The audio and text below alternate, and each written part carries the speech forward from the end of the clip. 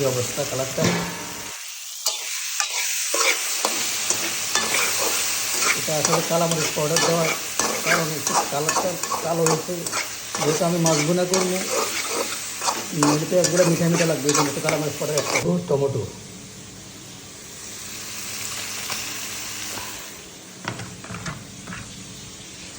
Tomato দিলে দিচ্ছি। আমি এখন মাছগুলো দিয়ে দেবো এক এক করে।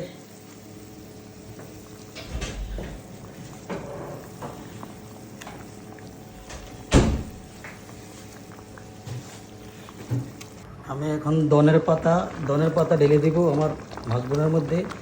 আমি একটু ঝোল বেশি রাখছি, দুদিন খেতে হবে সেজন্য।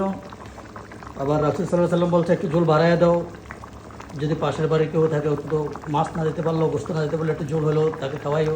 আমার পাশে আমার রুমমেট আছে, ওরা চাইলে